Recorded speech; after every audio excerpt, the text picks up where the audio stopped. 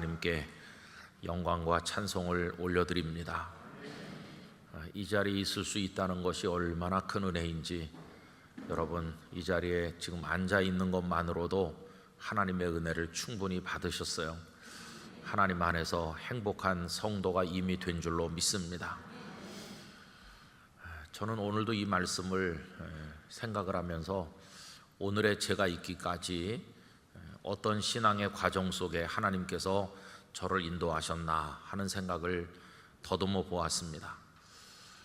저는 6살까지 영락교회에 있었는데 그때는 잘 기억이 나지를 않습니다. 저희 아버님께서 너 4살 됐을 때 교회 의자에서 누워 자다가 바닥에 떨어지곤 했다, 그런 얘기를 말씀했으니까 아마 여기 어딘가에서 그랬을 것 같아요. 이 의자가 그때 의자는 아니죠. 잘 모르겠어요. 이 의자가 그때 의자였는지 그 이후에 새로 하셨는지 잘 모르겠는데, 어쨌든 의자에 누워서 자다가 떨어지곤 했다고 그래요. 잘 기억이 안 나고 이제 아버님이 그렇게 말씀하니까 그런 줄 알고 있는 거죠. 제가 기억하고 있는 예배당은 영락교회 예배당은 아니고, 이제 저 멀리 영등포로 이사를 가서 도림교회라는 곳에 다니게 됐습니다. 그 영등포에서 영락교회까지 한 1년은 다니셨다 그래요. 그런데 워낙 교통이 불편하고 오래 걸려서 또 그 도림교회 여전도사님을 잘 아는 분이었기 때문에 가까운 데 오세요 자꾸 그러시니까 가까운 교회로 이제 옮긴 겁니다. 근데 그 도림교회 예배당은 제가 지금도 생생하게 기억이 나는데, 마당이 굉장히 컸던 흙바닥 마당이었어요. 이렇게 우리 배단위 광장같이 돌로 덮여 있는 마당은 아니고 그냥 운동장이죠. 옛날 학교 운동장처럼. 그래서 공을 찰 수 있을 만큼 넓었던 곳으로 기억이 납니다. 근데 예배당 건물이 이렇게 디귿자로 되어 있었어요. 그래서 본당이 이렇게 있고, 그 다음에 이쪽에는 그보다 훨씬 작은 소 예배당이 하나 있었고, 둘 다 빨간 벽돌이었어요. 나중에 보니까 이 소 예배당이 원래 예배당이었는데 교회가 작기 때문에 예배당이 작아서 이쪽에 있는 더 큰 예배당을 지었다고 합니다. 그리고 이렇게 이쪽에 이제 맞은편에 이쪽 있는 거는 아주 그냥 블록으로 싸구려로 대충 지은 길쭉한 단층짜리 건물이 있었고, 거기 방이 한 4개쯤 이렇게 끊어져 있었는데, 맨 앞에 있는 거는 교회 사무실이었어요. 그래서 이제 교회 사무를 보는 분이 계셨고, 이제 그 다음부터는 한 30명, 40명 이렇게 앉을 수 있는 작은 공간들이 있어서, 제가 이제 어린 학생이고 할 때 토요 집회 같은 거를 거기서 했던 기억이 납니다. 그러면 토요일 날 뭐 한 50명 이렇게 오면은 빽빽하게 앉아가지고 이제 전도사님과 함께 성경 공부도 하고 이제 그랬던 예배당이에요. 그런데 이제 초등학교 때 저희들이 사용했던 건 이쪽에 큰 본당이 아니고 그 원래 있었던 소예배당인데, 그 소예배당은 마루바닥이었어요. 근데 그 마루바닥인데 글쎄요, 아이들이 빼곡하니 들어차면 그냥 막 땀 뻘뻘 흘리는 애들이 몸과 몸이 맞닿을 정도로 빼곡하게 앉으면 한 400명 정도 앉을 수 있는 그 정도 크기였어요. 아이들은 몸집이 조그마니까 그냥 빼곡하니 앉아가지고 그렇게 했습니다. 일단 예배가 시작되면 그렇게 앉아서 예배를 드렸죠. 여러분 교회 오래 다니신 분들은 아실 텐데, 옛날에는 뭐 찬송가 이런 게 아이들한테 보급이 안 됐어요. 그래서 어린이 노래를 큰 전지에다가 매직으로 그려가지고, 여러분 궤도라는 거 아세요? 그래가지고 한 100장씩 해가지고 군데 이렇게 놓고, 저 앞에서 인도하는 선생님이 몇 장 부른다 그러면 그 궤도 옆에 선생님 한 분씩 있어가지고 긴 작대기로 이렇게 넘기는 거예요. 넘기면은 또 그거 보고 부르고 이제 그런 식으로 했어요. 성경 찬송가를 가져오는 애는 별로 없었던 것 같고, 요만했을 때 그냥 선생님이 커다랗게 읽으면은 이제 한마디 따라서 하고 그렇게 했어요. 일단 예배 끝나고 나면 그 많은 애들이 그냥 와 그러면서 이제 마당으로 나가가지고 그 넓은 마당에서 그냥 뭐 콧물도 흐르고 그냥 땀 범벅돼 가지고 그렇게 놀다 집에 가고 그랬던 생각이 납니다. 그래서 예배당 그러면 제 기억에 있는 첫 번째 예배당은 바로 그 마루바닥 예배당이었어요. 그 다음에 이제 중등부, 고등부 이렇게 올라가면서는 이제 본당에 있는 그 예배당으로 옮겼어요. 본당으로 옮겼는데 거기는 역시 마루바닥이었었는데 의자가 놓여 있었죠. 장의자가 마루바닥 위에 쭉 놓여 있고, 본당이기 때문에 그 소예배당보다는 성도들이 훨씬 더 아끼고 관리를 열심히 했습니다. 그래서 그 옛날 오래된 마루바닥이기 때문에 걸어 들어오면 삐그덕 삐그덕 그런 소리가 들렸어요. 아무리 살살 들어와도 소리가 나고, 그럼 사람들이 이렇게 돌아다 보기도 하고 그랬어요. 그리고 이제 그 마루가 이제 오래 가도록 하기 위해서 그 옛날에 나무에다 기름 먹인다고 하는데, 하여튼 뭔지 잘 모르겠는데 하여튼 칠도 자주 하고 뭐 이렇게 했어요. 그래서 예배당 안에 들어가면 은은한 기름 냄새 같은 거, 그런 것도 조금 나기도 하고 그런 예배당이었습니다. 한쪽에 찬양대석이 있었고, 거기서 중등부 때부터 제가 찬양대 했어요. 학생의 찬양대. 저는 맨날 맨 뒷줄에 이제 앉아 있었는데, 그래서 그때 불렀던 찬양들을 가끔 우리 교회 찬양대들이 하면은 참 그때 생각이 많이 나요. 아름답다 저 동산, 그런 것도 이제 그때 많이 불렀고 하여튼 오래된 찬양들 참 많이 불렀어요.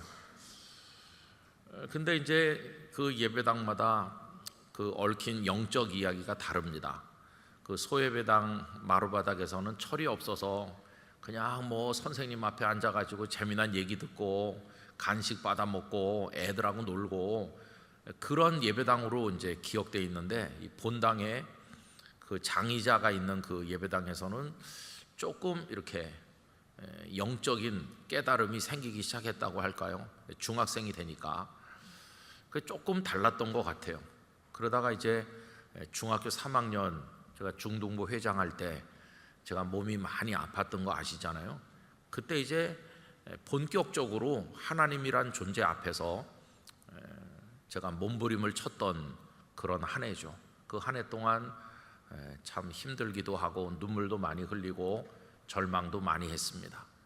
그런데 그 불편한 몸을 가지고 학교도 가는 날은 가고 못 가는 날은 못 가고 이렇게 지나던 그 여러 달 동안에 그래도 혼자 가는 데가 유일하게 그 예배당이었어요. 거기 예배당이 뭐 언제나 문이 열려 있어가지고 학교 못 가는 날도 이제 오후쯤 되면은 조금 이렇게 추스려 가지고 집에서 교회까지 천천히 걸어가면은 한 15분 그 정도 걸렸어요. 우리 살고 있는 집에서 그 예배당까지. 그래서 영등포역 옆에 그 철길을 그냥 건너갔습니다. 지금은 뭐 다 고가도로가 있어가지고 차가 넘어가지만 옛날에는 땡땡땡땡 이렇게 하면서 서울역을 출발한 기차들이 영등포역을 거쳐서 뭐 호남선, 경부선 가는데 그 철길 갈래가 얼마나 많은지 한참 가야지 건널 수 있었어요. 그리고 간수 아저씨가 이쪽 저쪽에 있어가지고 이제 사람들 차단하고 기차 다 지나가면 이렇게 들어 올리면 가고 그랬던 시절이에요. 그래서 이제 오후 너댓시 돼가지고 예배당에 가면 아무도 없죠. 뭐 평일날. 그럼 이제 그 본당에 들어가는 거예요. 본당에 들어가면 문 열고 이렇게 들어서면 벌써 아까 말씀드린 것처럼 조용하면서도 어떤 기름 냄새부터 나는 것 같아요. 그 마루에 많이 발랐던 그런 은은한 냄새가 나기도 하고. 그리고 천천히 걸어 들어오면 마루바닥 삐그덕삐그덕 하는 소리가 들리죠. 그래서 앞에서 한 서너 번째, 우리식으로 말하면 이제 여러분 앉은 기준으로 말하면 이쪽이죠. 이쪽 끝에 들어와서 가만히 앉아 있으면 조용하고, 그때 이제 한참 있으면 해가 서서히 이제 넘어가는데 그 석양이 창문으로 이렇게 들어오면서 앉아 있는 의자들을 쭉 비추는 거예요. 제 몸을 비추기도 하고. 그래서 어린 나이에 거기 앉아서 울기도 하고, 하나님 오늘도 하루가 지나가고 해가 넘어가는데 이 저녁 햇살이 저를 고쳐주시는 은혜의 햇살이면 얼마나 좋을까요? 그런 기도를 하기도 했어요. 성경 말씀에 보면 치료하는 광선을 바란다고 하셨잖아요. 그래서 그 석양빛을 받으면서 그 예배당 안에 그냥 한 잠씩 앉아 있고 그랬어요. 그렇게 뭐 1시간, 2시간, 어떤 땐 그보다 더 오래 이제 앉아 있고 그러면은 뭐 기도가 잘 나오지도 않고, 중학생 3학년짜리가 무슨 기도를 오래 하겠습니까? 그냥 이제 있는 거죠. 그러면 또 문이 열리고 어떤 분이 또 들어왔다 나가는 기척이 느껴져요. 아, 누가 또 와서 기도하시고 가나 보다. 그러다가 중학교 3학년 때 그 하나님의 능력으로 온전하게 고침을 받고 열심히 행복하게 잘 살았죠. 근데 이제 고등학교 2학년 후반부 되니까 교회에서 그 예배당을 마루를 다 걷어내고 콘크리트 바닥같이 이제 바꾸고, 또 성도가 많아져 가지고 앉을 수가 없으니까 뒤로 늘리는 거예요. 직사각형 예배당을 뒤로 1.5배 정도 잡아당겨서 자리를 더 많이 늘리는 그런 증개축 공사를 하게 됐습니다. 증개축 한다고 다 좋아했는데 저는 그때 아직 어렸지만은 좀 아쉬움이 많았어요. 왜냐하면 그 마루바닥 예배당에 얽힌 제 추억 같은 게 있거든요. 근데 그게 다 하루아침에 없어지고 달라지니까 그 증개축된 이후에 마치 새로 지은 것처럼 교회가 탈바꿈을 했는데 아주 섭섭하더라고요. 그 마루바닥 예배당 그 문고리 하나하나가 다 생각나고, 의자도 몽땅 싹 바꿨거든요. 옛날 의자 그거 다 어딘가 가고 새 의자로 쫙 들어왔는데 저는 옛날 생각이 참 많이 났어요. 그래서 그 예배당, 증개축된 예배당에서 청년 때까지 있었습니다.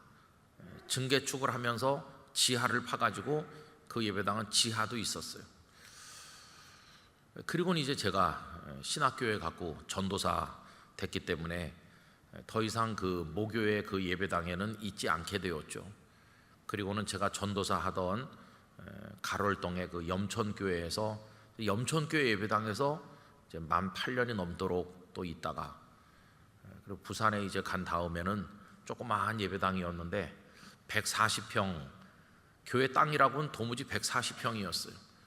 140평 땅에 오똑하게 지어진 예배당인데 장로님들이 예배당이 너무 좁고 낡아서 새로 지어야 되는데 목사님 새로 부임하기만을 기다렸습니다. 그래서 그 예배당에 몇 해 있다가 이제 결국 그거를 다른 교회에다 매각을 하고, 그리고는 이제 땅을 새로 사서 이제 교회를 옮겨가게 됐었죠. 이제 그렇게 지나면서 거기선 이제 목사로 목회하면서 그 예배당에 이제 정이 들었어요. 근데 그 예배당은 제가 그 교역자가 되기 전에 느꼈던 예배당하고 또 다르더라고요. 왜냐하면은 전도사가 되고 목사가 된 다음에는 이게 설교하는 강단으로서 제게 더 많이 다가왔기 때문에 조용히 앉아 있었던 그런 예배당하고 조금 이렇게 느낌이 달랐어요. 그러다가 이제 지금 영락교회 예배당에 와 있습니다. 이제는 꿈을 꿔도, 예배당 꿈을 꿔도 영락교회 예배당으로 꿈을 꿔요. 그 옛날 예배당이 잘 꿈에 나타나질 않아요. 영락교회 예배당으로 꿈을 꾸고, 가끔씩 또 교인들도 꿈속에 이제 등장하시는데 요새는 영락교회 교인들이 이제 꿈속에 그 배우가 바뀌었어요. 배우가. 근데 오늘도 이제 시편 30편을 읽으면서 무슨 생각을 했느냐 하면은 영락교회 예배당 그 다음은 어떤 예배당일까 그런 생각을 했어요. 여러분 성도님들은 은퇴하셔도 계속 그 교회에 남아서 하늘나라 갈 때까지 신앙생활 하시지만, 저 같은 목사는 이제 은퇴하면 그 교회를 떠나니까 그 다음엔 어느 교회 예배당, 어떻게 생긴 예배당에 가서 예배를 드릴 것인지, 대개 목사님들은 은퇴하고도 이 교회 저 교회에서 와서 설교해달라고 그러니까 오늘은 이 교회 내일은 저 교회 이렇게 옮겨 다니니까 그게 좋아 보이긴 하지만은 어떻게 보면 내 마음을 기울일 만한 내 예배당이 없는 거예요. 뜨내기 손님같이 이렇게 왔다 갔다 하고. 근데 더 나이 많이 들면 그때는 뭐 김은성 목사가 너무 늙어서 한번 불렀더니 설교를 끝내질 않더라. 어쩌다 한번 강단에 올라오니까 집에 갈 시간이 넘었는데도 계속 설교를 해서 애먹었어. 다음엔 부르지 마. 젊은 목사님들이 그렇게 정보를 교환하거든요. 그 다음부터는 이제 절대 그 사람 부르면 안 된다 이렇게 되는 거죠. 그럼 이제 하나님께서 고만 살고 와라 이렇게 부르시는 거예요. 근데 그 다음에 이제 어디가 이제 마지막 예배당이 될는지 그게 궁금한 거예요. 예배당이라고 하는 게 여러분 그냥 주일날 한 시간 와서 예배를 드리는 공간이 아니거든요. 여러분들이 영락교회 성도로 오랜 세월 사시는 분들은 이 예배당이 주일날 한 번 그냥 왔다 가는 장소가 아니잖아요. 여기 뭐라고 말할 수 없는 그게 다 배어 있어요. 의자 하나하나에도 정이 들었고, 그죠? 여기 앉아서 주님을 생각하면 눈물도 많이 흘렸고 기쁨도 많이 얻었고, 단지 예배 초소로만의 예배당이 아니고 여러분의 인생이 여기 다 배어 있고 신앙의 고백이 여기 다 들어있고 교회를 사랑했고 예수님을 사랑했고 예수님을 믿는 과정 속에 만났던 정든 성도들 다 여기서 이렇게 얽히고 설키고 함께 한평생을 지내는 거 아닙니까? 그래서 여러분 이 예배당이 주는 감동이라고 하는 거는 참 굉장한 겁니다. 그렇죠? 그래서 저도 이제 오늘 그런 생각을 많이 했어요. 그럼 예배당이 우리에게 주는 의미는 어떤 것일까? 가장 기본적인 것은 성도들과 함께 예배하는 자리, 예배하는 장소죠. 그러나 그걸 훨씬 더 뛰어넘어서 하나님을 만나는 곳이기도 하고 하나님의 은혜가 우리를 어루만지시는, 우리의 상처를 싸매고 흐르는 영혼의 피를 닦아주시고 그리고 우리의 상한 마음에 기쁨을 주시고 뭐라고 말할 수 없는 주님을 경외함으로 얻는 많은 거룩한 은혜의 추억들이 여기 이렇게 다 갈무리 되고 쌓이는 곳이 이 예배당이거든요. 지금 우리 하남에 영락 요양원 다 있고 한데 얼마 전에 연세가 90이 훨씬 넘으신 권사님 한 분이 휠체어에 의지해서 거기 직원들이 어렵게 모시고 수요 일부 기도에 오셨어요. 그래서 제가 이렇게 그분을 만나고 기도를 해드렸어요. 사진도 한 장 찍고 얼마나 행복해 하시는지, 내가 예배당에 한 번 더 왔다 갈 수 있겠느냐고. 그래서 제가 거기 오신 직원에게 이렇게 말씀드렸어요. 요 다음번에도 내가 어떤 권사님한테 아무리 연락을 해도 연락이 안 되던데 그 권사님 잘 계시냐고 그랬더니 그 권사님이 잘 계신데 이제 전화는 잘 안 되신다고 그래요. 지금 93세인가 그러시거든요. 그 권사님 한번 뵙고 싶은데 하니까 요 다음번에 모시고 올게요. 그래서 권사님이 2주 전에 또 왔다 가셨어요. 그랬더니 엊그저께도 거기서 2분이 또 오셨어요. 그래서 제가 이제 수요 일부 기도회 후에 요양원에서 건강이 허락되는 분들 오시면 저 앞에서 만나서 사진 찍고 기도해드리고 이렇게 이제 했으면 하고, 또 때가 되면 제가 하남에 직접 가서 만나 뵀으면 하는 생각도 하고 있는데 얼마나 예배당에 오고 싶어 하시는지, 그냥 여기 저 마당에만 와도 그냥 그 기쁨을 표현을 못 해가지고 이게 꿈인지 생시인지 모르겠다고, 내가 좀 몇 년 만에 예배당에 왔는지 모르겠다고 하시는 거예요. 오늘 기도에 오신 여러분, 이 예배당에 앉아있는 이 은혜를 마음껏 누리시기 바랍니다. 이 행복을 120% 맛보시기를 바랍니다. 내가 앉아있는 이 의자 하나하나도 너무나 귀한 거예요. 얼마나 이게 말할 수 없는 거죠. 다윗은 성전을 경험해보지 못했어요. 다윗이 소년으로 태어났을 때는 그때는 이스라엘에 성전 그런 게 없었을 때예요. 원래 이스라엘 백성들이 애굽에서 출애굽해가지고 광야를 거쳐서 이렇게 가나안에 들어갔을 때 하나님께서는 성전 지으라는 말씀을 하지 않으셨고 그저 모세에게 성막을 만들라고 하셨죠. 근데 여러분, 성막도 하나님 당신을 위해서 만들라고 한 게 아닙니다. 계실 곳이 없어서 초라한 천막 하나 만들어 달라 이렇게 하신 게 아니에요. 온 우주 만물이 하나님의 창조물이고 하나님의 집이에요. 그죠? 아니 계신 곳이 없으세요. 그런데 성막을 만들게 하신 것은 백성들을 위한 겁니다. 백성들이 하나님 앞에 경배할 장소를 주신 것이고, 백성들이 자신들의 죄를 속하는 속죄제를 드리고 기도하는 장소로 그들을 위해서 주신 공간이었지 하나님을 위한 공간은 아니에요. 한 번도 성전 지으라고 요구하신 적이 없습니다. 그런데 다윗은 좀 특별한 분이었어요. 일개 목동에 불과한 나를 하나님께서 그 진토 가운데서 들어 올리시고 이렇게 영광스러운 이스라엘의 왕이 되게 하셨으니 이 은혜를 내가 무엇으로 감사하고 보답하고 찬양할까 이 생각하다가 그가 왕이 된 다음에 했던 게 먼지구덩이에 방치되어 있던 하나님의 언약궤를 찾아내서 다윗성으로 모셔 올렸어요. 성전은 아니지만 그래도 하나님의 언약궤를 준비된 곳에 모시는 일을 했고, 그리고는 그거 가지고는 너무 죄송하니까 하나님께서 원하시지 않으셨지만은 내가 성전을 지어 바치면 좋아하시지 않겠나. 근데 자신감이 없었는지 나단 선지자에게 의논을 했어요. 그렇게 해도 되겠느냐고. 그랬더니 나단 선지자가 마음에 있는 대로 행하세요 이렇게 했죠. 근데 나중에 하나님께서 뭐라고 하셨습니까? 다윗의 마음은 내가 참 기쁘게 여기고 그의 집안 대대 복을 주고 등불이 꺼지지 않도록 하겠다고 복의 복을 약속하시면서도 다윗이 그걸 짓는 건 허락하지 않으셨어요. 그의 손에 피를 많이 묻힌 전쟁의 사람이다. 그래서 그가 원하는 바를 그 아들을 통해서 이루게 하겠다 하셨어요.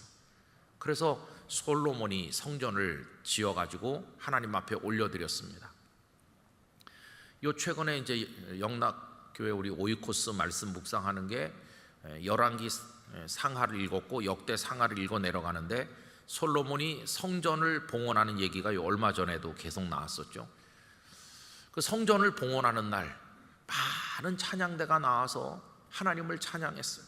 다윗이 준비한 찬양대가 4,000명이었는데 그들이 하나님을 찬송하고 엄청난 제사를 드려서 하나님을 영화롭게 했어요. 이제 그날 부른 노래가 뭘까요? 하나님의 성전을 하나님 앞에 봉헌하면서 부르는 노래, 그게 성전 낙성가죠. 낙성이라고 하는 거는 이제 성전이 완공돼 가지고 하나님께 올려드립니다 그런 뜻이잖아요. 자, 그런데 이제 오늘 우리가 읽은 시편 30편은 참 이상하죠. 여러분 30편 표제어를 보시면 뭐라고 되어 있습니까? 다윗의 시 곧 성전 낙성가라고 되어 있어요. 이건 좀 앞뒤가 안 맞아요. 성전 낙성가는 성전을 완공한 다음에 하나님 앞에 올려드릴 때 부르는 노래거든요. 근데 여기 다윗은 성전을 짓지 않았잖아요. 솔로몬이 지었잖아요. 그러면 다윗이 성전 낙성가를 이게 지어 부른다는 거는 그 상황하고는 맞지 않는 거예요. 그래서 많은 주석가들이 여러 가지 설명을 했습니다. 이 표제어가 30편에 붙어 있는 게 아니라 사실은 29편 맨 끝에 있었던 거다. 이렇게 이제 설명을 해서 이걸 바꾸려는 사람도 있고, 어떤 사람은 그가 한때 교만해가지고 군인의 숫자가 몇 명인지를 조사하다가 하나님의 징벌을 받아서 전염병이 돌 때가 있었는데 그때 오르난의 타작마당에서 속죄 제사를 드렸죠. 그때 아마 이걸 지어서 부른 게 아닌가. 앞으로 그 자리가 성전터가 될 거니까 그렇게 상상하는 사람도 있고 여러 가지 설명이 많이 있어요. 그런데 여러분, 저는 그렇게 억지로 설명할 필요가 없다고 생각합니다. 왜 그러냐 하면 비록 다윗이 눈에 보이는 건물로서의 성전을 짓지는 못했지만 다윗의 마음속에는 이미 오래전부터 성전이 지어져 있는 거예요. 다윗의 심령 속에는 오래전부터 성전이 존재하고 있어요. 저는 오늘 금요기도에 나오신 우리 성도님들의 심령에도 하나님의 성전이 존재하기를 원합니다. 내 마음에는 이미 하나님의 성전이 지어져 있습니다. 그 하나님의 성전이 어떤 곳인가요? 하나님을 만나는 곳이거든요. 하나님을 부르는 곳이에요. 죄를 지었던지 외부적인 공격을 받았던지 어떤 인생의 상처를 입었던지 하여튼 내 고통스러운 인생을 살아가면서 이 아픔을 겪어가면서 하나님을 찾는 곳이 거기가 성전인 것이에요. 여러분, 그런 의미의 성전이 이미 영락교회 성도들의 심령에 존재하고 있다고 믿습니다. 그런 의미에서 우리는 성전을 다 소유한 사람들이고 하나님의 성전이 내 영혼 안에 있기 때문에 우린 성전 낙성가를 부르고도 남는 사람이에요. 여러분, 오늘 말씀 2절에 보면 이런 말씀이 나오죠. 여호와 내 하나님이여 내가 주께 부르짖음에 나를 고치셨나이다. 할렐루야. 이 귀절이 우리 성도들에게 체험되시기를 축원합니다. 부르짖었더니 고치셨다는 거예요. 성경에 얼마나 많은 이야기가 나옵니까? 부르짖었더니 고쳐주신다. 여리고 성문 앞에 소경 거지 바디메오가 다윗의 자손 예수여 나를 불쌍히 여기소서라고 부르짖었더니 주님께서 그를 부르시고 그를 고쳐주셨잖아요. 얼마나 많은 사람들이 부르짖어서 고침받았습니까? 이 고침이 그냥 육체적인 병에 국한된다고 생각할 필요는 없어요. 많은 사람들이 이 시편 30편을 다윗이 병들었을 때 지었을 거라고 생각해요. 이 고친다는 단어 때문에. 물론 육신의 병도 고침받았을 것이고 뿐만 아니라 그를 미워하고 헐뜯는 수많은 원수들 사울왕을 비롯해서 그를 쓰러뜨리려고 했던 많은 적들을 있지 않았습니까? 그게 다 그들로 인해서 받은 상처가 이게 다 아픔이 되는 것이고 나중에는 그가 범죄했죠. 밧세바로 인하여 범죄하고 우리야 장군을 죽이고 하나님의 진노가 임해서 네 집에서 칼이 떠나지 않을 것이다. 아들 압살롬이 아버지를 향해 칼을 빼들고 이런 비극적인 일을 겪는 게 다 상처가 돼가지고 고침받지 않으면 안 되는 거죠. 여러분, 우리나 다윗이나 똑같아요. 우리도 육체의 병이 들고 우리도 사람으로 인해 시달리고 믿었던 사람에게 배신당하고 가족들 때문에 눈물을 흘리고 우리도 뭐 이런저런 실패와 성공의 그 와중에서 때로는 기뻐하고 감사하지만 때로는 얼마나 많이 울고 상처받습니까? 그래서 우리도 고침을 받아야 되는 게 필요해요. 그러면 어디서 부르짖고 어디서 고침받나? 우리 성도님들의 마음 성전이 그 자리가 되기를 바라는 것이에요. 내 영혼을 하나님 앞에 들어올려서 부르짖었더니 하나님께서 나를 만나주시고 나를 고쳐주셨습니다. 내 몸이 이 예배당에 올 수도 있어요. 이 금요기도의 시간에 여기 오는 거 이거 참 귀한 겁니다. 여러분, 앞으로 내가 이 땅에 얼마나 더 숨쉬고 살지 알 수 없는데 내가 그래도 기력 있고 숨쉬고 있을 때 예배당 뜰을 한 번이라도 더 밟겠다고 하는 마음이 얼마나 귀해요. 물론 가정에서도 기도할 수는 있지만 이 자리까지 찾아 나오는 그 발걸음이 곧 기도인 줄로 생각합니다. 여기까지 와서 앉아서 내 한 자리를 채우고 하나님을 바라보는 거예요. 내가 형편이 안 돼서 입원해 있든지 멀리 출탈했든지 그러면 내가 영상으로라도 내 마음을 하나님의 집에 가져다 놓고 하나님 앞에 부르짖는 거죠. 그래서 다윗의 평생은 그가 왕이기 때문에 우리가 그를 존경하는 그런 인생이 아니라 수많은 고통 속에 있었지만은 하나님을 찾는 사람이었기 때문에, 그리고 하나님께서 어떻게 그를 고치시고 무덤에 내려가던 그를 건져 올리셨는지 그게 하나님의 역사가 그의 인생을 통해서 고스란히 투영돼서 우리에게 알려지기 때문에 우리는 다윗을 3000여 년 전에 살았던 어떤 사람으로 보는 게 아니라 우리 곁에 있는 우리 믿음의 동지처럼 생각하면서 현대판 다윗이 바로 나다. 그가 부르짖듯이 나도 부르짖고 그를 고치시듯이 하나님의 은혜가 나를 고쳐주시기를 바라는 거 아니에요. 여러분, 목사도 상처를 많이 받고요, 목사도 의기소침해질 때가 있고 좌절감을 겪을 때도 많아요. 똑같습니다. 그런데 성도님들은 가끔씩 이렇게 마음이 주저앉게 되고 힘이 빠지면 그냥 막말로 말해서 오늘 내가 도저히 예배할 준비가 안 됐어. 그러면 그냥 오늘은 집에서 그냥 영상이나 볼까? 그렇게 하는 분도 많으실 거예요. 내 몸도 아프고 마음도 아프고 힘이 없고 예배할 준비도 안 됐고 그러면 주저앉아서 그냥 집에서 그런 분들도 계실 거예요. 근데 여러분, 벌써 오늘이 금요일이고 내일이 토요일인데 이번 주일날 설교 준비도 안 됐고 마음 준비도 안 돼서 내가 이번 주일은 영상으로 집에서 봐야지. 김은성 목사가 그러면서 이번 주일날 교회를 안 오면 뭐 어떤 성도님은 그래도 누가 뭐라고 안 해요.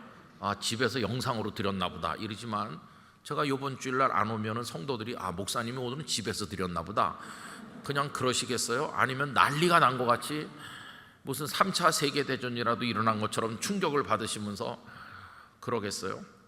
그래서 이 목사는요 와야 되는 거예요. 무슨 일이 있어도 와야 돼요. 와가지고 설교 준비가 하나도 안 됐어도 잘 된 것 같이, 여러분 오늘은 예배 드릴 준비가 안 됐어요. 설교 준비도 안 됐고, 그러니까 오늘은 그냥 각자 집에서 성경 읽고 끝내시기 바랍니다. 이렇게 카톡방에 쫙 돌리면 성도들이 야 우리 목사님 진짜 솔직하시다, 난 그게 참 마음에 들어, 우리 목사님의 진솔한 모습이 매력이야, 그러면서 우리 목사님 짱 그러면 참 좋은데, 그런 사람 아마 없을 거예요. 아니 목사가 저 제정신인가? 다 그러죠. 그래서 다 힘들지만 목사는요 조금 더 힘든 게 있어요.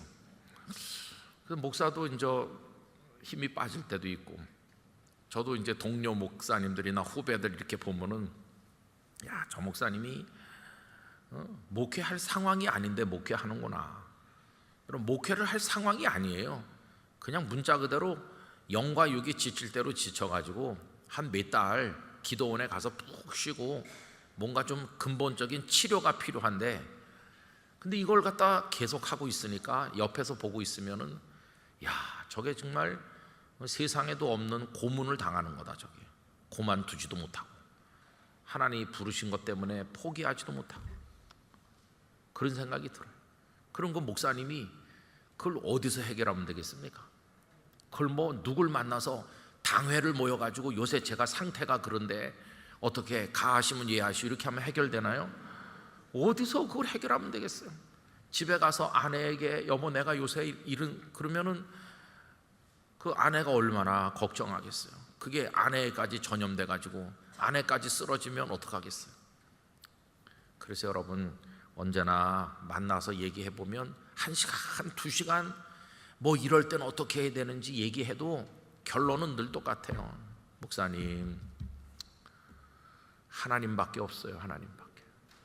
선배 만나고 교수님 만나고 누구 만나서 상담해봤자 해결되는 거 없어요. 결론은 하나님인 거예요. 하나님. 그냥 결론은 은혜밖에 없어요. 은혜. 그럼 목사님의 마음 성전에서 하나님을 찾아야 되는 거라고. 하나님을 찾아야 되는지. 그러면 여러분 우리가 죄를 범했든지 아니면 뭐 어떤 다른 상황 때문이든지 하나님 어떤 분이신가? 자비로우신 분이세요. 자비로우신 분. 우리를 싸매주시는 분이세요. 여러분 제가 좋아하는, 우리 모두가 좋아하는 말씀이죠. 5절. 참 5절 말씀 귀합니다. 다 같이 읽어보실까요? 그의 노염은 잠깐이요 그의 은총은 평생이로다. 저녁에는 울음이 깃들일지라도 아침에는 기쁨이 오리로다. 할렐루야. 하나님 앞에 못된 짓을 해가지고 진노의 채찍을 맞아가지고 그냥 확 피가 흐르고 고통을 겪어도 하나님 얼마나 자비로우신지, 우리를 향한 노여움이 잠깐이라고. 잠깐. 노여움은 잠깐이요 은총은 평생이다. 이렇게 좋은 말씀이 어디 있어요, 그죠?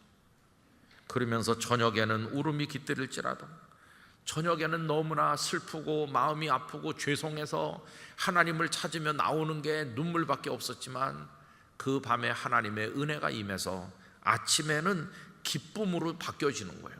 슬픔이 변해서 기쁨으로. 여러분 그 하나님께서 오늘 저녁에도 우리를 부르신 줄로 믿습니다. 다 와라. 와서 내 앞에 쏟아놓고 기도해라. 기도. 지금은 우리가 이렇게 예배당에 올 수 있으니 좋지만 여러분 나중에 더 연로하시든지 이 예배당에 몸으로 올 수 없는 곳에 출타해 계시든지 어디 계시든지 그때는 어떻게 할까? 걱정 없어요. 여러분들의 마음에 성전을 다 하나씩 지으시기 바랍니다. 마음 성전을 하나씩 지어서 하나님 앞에 성전 낙성가를 불러 올리면서 내 마음에 성전이 있으니 어디서든지 내가 하나님을 찾고 하나님의 은혜를 경험하고 내가 승리하리라. 여러분 그렇게 하시기를 바라는 것입니다. 그래서 8절 여호와여 내가 주께 부르짖고 여호와께 간구하기를. 그래서 그 밑에 안타까운 가운데 그렇게 부르짖고 간구하면 하나님이 어떻게 하시나? 11절, 주께서 나의 슬픔이 변하여 내게 춤이 되게 하시며 나의 베옷을 벗기고 기쁨으로 띠띠우셨나이다. 이제 간증하고 찬양하면서 승리하는 거예요. 언젠가 제가 이제 정리가 되면 주일날 한번 설교를 했으면 하는 생각을 했는데, 하나님을 너무 복잡하게 믿어요 우리가. 여러분, 성경에 이 많은 말씀이 있지만은 간단합니다. 몇 가지로, 몇 문장으로 정리할 수 있어요. 몇 문장으로. 그것은 뭐냐 하면, 하나님 저를 사랑하시고 은혜를 주셨는데 제가 죄를 많이 지었습니다. 저는 죄인입니다. 저를 불쌍히 여겨주세요. 이거 하나. 그죠? 그 다음에 하나님 저를 구원해 주셨으니 이제는 하나님 사랑하면서 하나님 영광 위에 살겠습니다. 그거 하나. 그러면서 또 하나 있다면은, 제가 다른 사람들을 사랑하게 해주시고 하나님을 사랑하게 해주세요. 교회를 사랑하게 해주세요. 그거 하나. 그리고 하나 더 덧붙인다면, 저의 남은 생에 주 안에 살다가 천국에 들어가게 해주세요. 그 한 길게 많이 잡아도 제가 생각할 때 한 7문장 안에 하나님 믿는 게 다 들어갈 수 있어요. 한 7문장이면 다 해결되는 거예요. 근데 뭐 이렇게 교회 현실 속에는 복잡한 게 왜 그렇게 많은지, 생각 안 해도 될 걸 왜 그렇게 많이 생각하면서 갈등하고 다투고, 신학자들은 신학자들대로, 또 교회 교계는 교계들대로 왜 그렇게 복잡한지. 하나님 믿는 게 뭐 간단한 거 아니에요, 그죠? 그게 전부 다 어디서 이루어지는 것입니까? 하나님 앞에 나의 죄를 고백하고 구원과 용서의 은혜를 얻는 것도 하나님의 집에서 이루어지는 것이고, 그 다음에 하나님 사랑합니다, 하나님을 위해 살겠습니다, 그런 고백이 올려지는 것도 다 하나님의 집에서 찬양과 경배를 통해 고백되는 것이고, 성도를 사랑할 힘을 얻는 것도 여기고, 성령께서 우리를 도우시거든요. 천국을 바라보면서 걸어가는 우리 자신을 늘 점검하고 하나님 앞에 기도하는 것도 하나님의 집이고, 그래서 이 하나님의 집, 눈에 보이는 하나님의 집, 눈에 보이지 않는 우리 마음의 성전, 그걸 통해서 그렇게 하나님 앞에 나가면 되는 거예요. 뭐 그렇게 복잡하게 하나님을 믿을 필요가 없어요. 간단한 것입니다. 여러분, 그 안에 하나님의 은혜만 역사하면 모든 게 다 들어있는 것이에요. 우리가 단순하지만 분명한 신앙의 고백과 기쁨을 가지고 하나님을 섬기기를 원합니다. 그래서 오늘 밤에 제가 우리 황 목사님께 기도를 하나님 앞에 더 잘 드리기 위해서, 은혜 생활을 더 깊이 하기 위해서 그런 주제로 기도를 좀 많이 합시다, 이렇게 말씀을 드렸어요. 여러분, 이 밤에 이 아름다운 예배당에 오셨는데 여기서 부르짖고 또 간구하시기를 바랍니다. 그래서 하나님의 위로와 은총과 치료를 경험하시게 되기를 바랍니다. 기도에 집중할 수 있도록 성령님께서 여러분들을 도와주시기를 축원합니다. 그래서 이 한 시간 하나님 나를 꼭 붙들어 주세요. 이 자리에 있지 않은 성도들의 기도도 들어주세요. 하나님 우리에게 응답하여 주시옵소서. 이렇게 기도하겠습니다. 우리 자신을 위해서나 교회를 위해서나 나라를 위해서 드릴 기도가 많은데 하나님 이 밤에 응답하여 주시옵소서. 우리 다 두 손 들고 주님 한번 부르고 간절히 기도하도록 하겠습니다. 주여, 사랑 많으신 아버지 하나님, 이 밤에 저희들을 불러주심을 감사드립니다. 저희들의 기도에 연락하여 주시옵시고 이 밤에 주의 성령으로 저희 가운데 임하여 역사하여 주시기를 간절히 원합니다. 아버지 하나님께 집중하여 부르짖고 나가게 하여 주시옵소서. 우리에게 기도의 힘을 더하여 주시옵시고, 이 아름다운 예배당에 하나님 앞에 나왔으니 우리 성도들의 마음에도 하나님의 성전이 완공되게 해주시고, 성전 낙성가를 부르며 하나님 앞에 기도하게 하여 주시기를 원합니다. 하나님 앞에 부르짖어 고침받고 회복되고 새로워지고 기쁨을 얻게 하여 주시기를 나오며, 하나님의 성령이시여 이 밤에 우리 각자에게 능력으로 임하여 오시옵시고 기도의 영을 저희들에게 허락하여 주시기를 원합니다. 앞자리부터 뒷자리까지 2층에 아버지 여기저기 앉아있는 성도들의 자리자리에 역사하여 주시옵소서. 가정에서 기도하는 성도들의 기도도 받아주시고, 아버지 하나님 이 종부터 모든 성도들에게 하나님의 영의 역사를 허락하여 주시기를 원합니다. 주여, 저희의 기도에 응답하여